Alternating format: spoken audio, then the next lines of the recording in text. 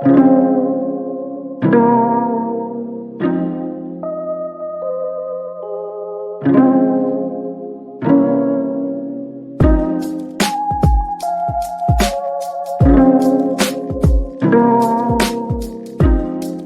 of the show, y'all know what it is. When you see the lady singing and the slow beat bringing, you know it's Big Vern doing his thinging.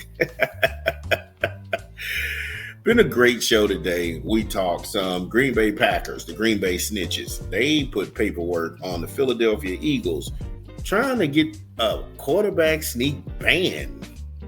Not only did they try it in December, and they were told, hey, look, nobody got hurt from this. I don't see anything. There's no there. These dudes still out here sending paperwork. Oh my goodness. Yeah, that was just bad. That makes them look super soft. They should have, man, look. Anyway, then we talked about Kirk Cousins. He got a brutal truth bomb dropped on him by the Atlanta Falcons front office. Because at the combine, they asked Raheem Brock and the general manager of the Falcons, Mr. Terry Fontenot, about Kirk Cousins' future. He did not want those answers, and he got those answers. Then the whole Justin Tucker thing, it's just starting to get weird. There's more questions and more answers. You can check that segment out. Like I said, we don't want to delve too much into that. Then our prior segment, we talked about Shea Gilgeous-Alexander. He agrees to represent himself. He is getting ready to sign a max deal with the Oklahoma City Thunder. He is going to make $80 million a year. He is going to save himself $12 million. Wow. So, going to stay in the association. About last night, Kyrie Irving and the Dallas Mavericks, they fall to the Los Angeles Lakers and Luka Doncic and LeBron James. I tell you what, let's take a quick 20, and then we'll get into this when we come back on the other side of the content when we get back from this rap album. This is Big Vern. Bop, bop, bop, bop, bum, bum, bum, bum. It's your boy Big Vern coming to you again from the App Stupid Studios with another rap album we pushing this month. West Side Gun 12. I always wanted to do that. In stores now. Get it where you legally consume music, whether it be Apple Music, Google Play, or Spotify. My personal favorites on the track is going to be Adam Page featuring Stove God Cooks, Health Science featuring Brother Tom Sauce, Gumbo Yaya featuring Brother Tom Sauce, East Miami, and Outlander is a beast. Wow. West Side Gun 12 in stores now. And shout out to West Side Gun. I dig it. I thought it was dope. So when I look at last night, without a shadow of a doubt, the best player on the floor last night was Kyrie Irving. And for those people who say that the Dallas Mavericks made a dumb trade, I want to tell you right now is that you don't know shit about basketball. And I mean that wholeheartedly. I don't mean any disrespect. And I mean this from the standpoint of last night, the Lakers were at full power. And they were in for the fight of their life. Nobody could guard Kyrie Irving on any level. I'm sorry. Kyrie was in the lane, switching hands in the layup. Even they tried to put Luka on him in space. Luka Doncic has poor lateral movement. Lonzo Ball, he exposed that when Charlotte showed up in town. But last night, Kyrie Irving made that look even more blurry, that he had so many deficiencies on defense. And you didn't get Luka for defense, you got him for offense. And again, it's easy to defer to LeBron James. LeBron James is still the cheat code at 40 years old. This dude is still playing at a high rate. He does the right things. He keeps himself in shape. He's rarely hurt, if that. They try all this load management stuff. But yeah, the Lakers were at full strength last night they were at full strength. In that game, Dallas did not have a big. They did not have bigs or guys in the middle. And I'm not talking about just getting back Anthony Davis. If Gafford would have played, they would have beat the Lakers. They just didn't have anybody down low. And then what I will say about the reemergence of Klay Thompson, oh my goodness. Klay looked like the Klay of old. Coming up big in that fourth quarter and clutch, they tied that game up. And that's what I'm trying to go ahead and get across to you. If you're watching this game and you're not meat riding when you're looking at guys out there getting it done out on the floor, here it is. Kyrie is playing out of his gourd. Nobody can touch this dude. Klay is coming up huge. They are tying the game up. They don't have a full team out there. Dinwiddie is coming up big in the hustle plays, getting to the ball, being very scrappy. PJ Washington is still trying to go ahead and fight his way into the game and assert his offense.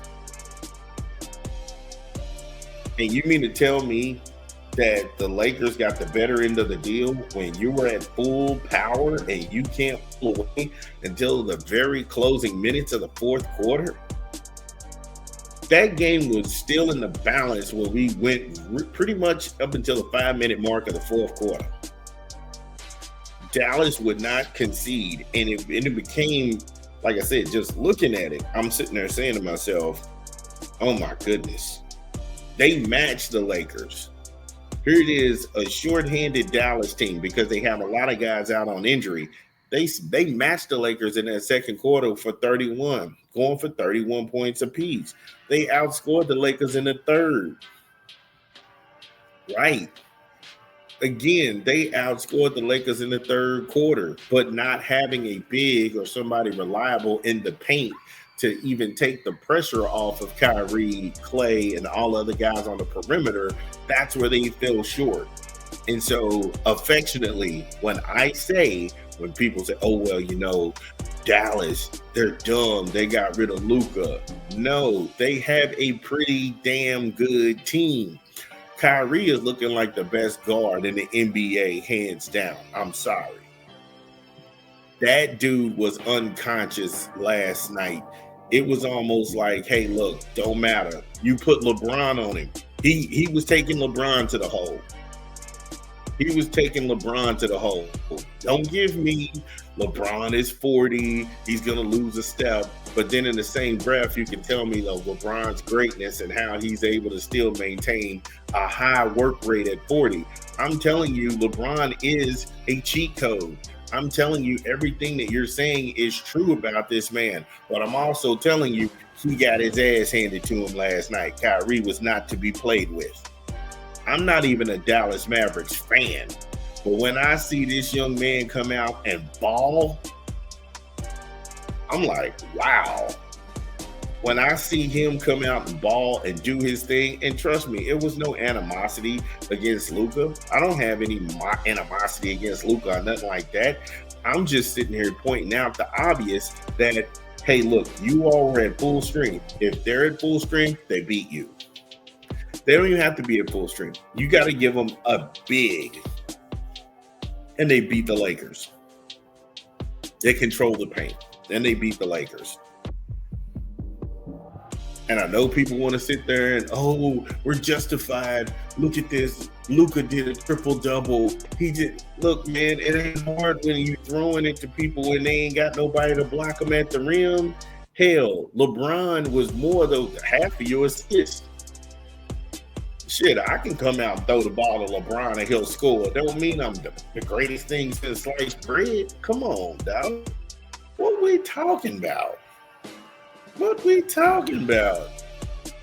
Again, I will tell you, the pulling this game out for the Los Angeles Lakers and why it was so close was bad for the Lakers. It did nothing but reinforce the trade from Dallas was the right thing to do. And I know it's not a popular opinion. I know people are upset, but you have to listen to what I'm telling you. You're at full strength and you can barely beat a shorthanded Dallas team. That's not a good thing. get out of the fandom, get out of the meat riding, get out of the glazing, get into reality. You could not stop that man last night. He was going to do what he wanted, when he wanted, to whomever he wanted to do it to. Kyrie was in that mode. It was almost like watching Bruce Leroy in The Last Dragon. It was just like this dude had the glow. Couldn't nobody stop him. Who was guarding him? Didn't matter. Reeves, he got marked up. Bron, he got crossed up. Luka, he got embarrassed. Didn't matter. Kyrie was on a mission. And I think he has to start getting some of those flowers. He's got to start getting that recognition that he is still one of the top performers in the NBA. That dude is still on that level. Not gonna hold you. But LA fans, you cannot feel comfortable about beating a shorthanded Mavericks team, because that made you look sad, and that made y'all look vulnerable, and that justified why they got rid of Luka. Dun, dun, dun, dun. Well, that's the show. Thank you all for joining us. We had a great time. Make sure you smash the like and subscribe button and share the content. This is Big Vern, and we'll see you tomorrow. Peace.